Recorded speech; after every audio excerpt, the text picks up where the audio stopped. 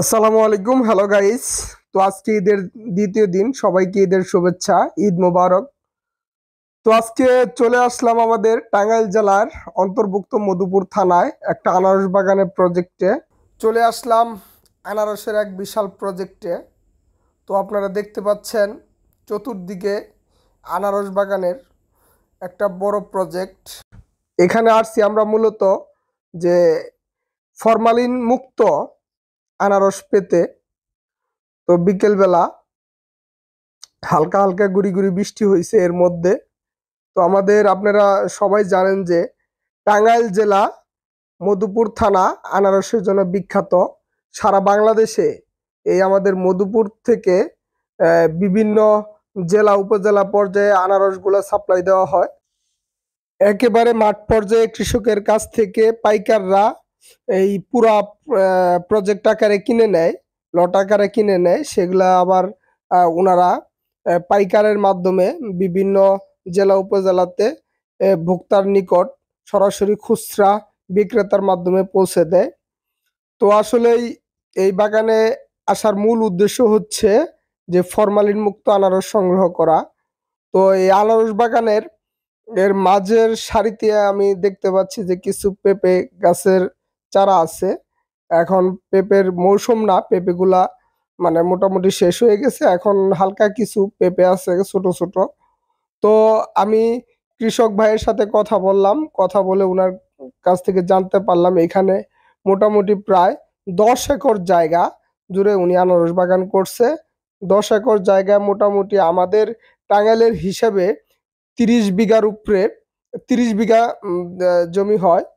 তো এই জমিগুলো উনি বিভিন্নভাবে লিজ নিয়ে কৃষকের কাছ থেকে অনেক বিশাল বড় একটা প্রকল্প তৈরি করছে, আনারসের প্রজেক্ট তৈরি করছে।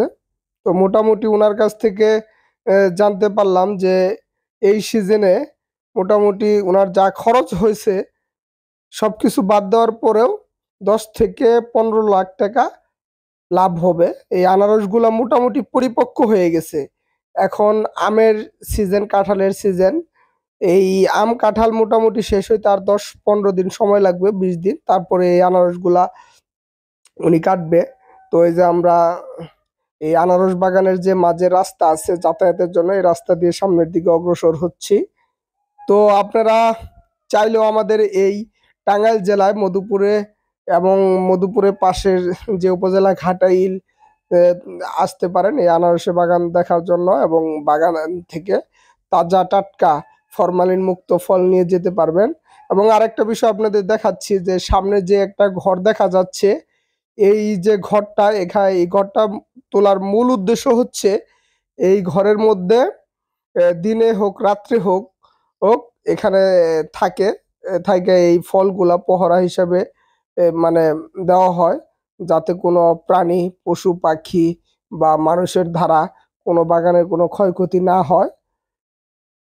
তো ওই যে টিনের ঘর দেখা যাচ্ছে, এই টিনের ছাপড়ার নিচে মাচা, এই মাচার মধ্যে মূলত থাকে। কারণ একটু উঁচু করে মাচাটা পারা হয়েছে পুরা বাগানটা যাতে পর্যবেক্ষণ করে দেখা যায়। তো আসলেই বিষয়টা অনেক ভাল লাগলো।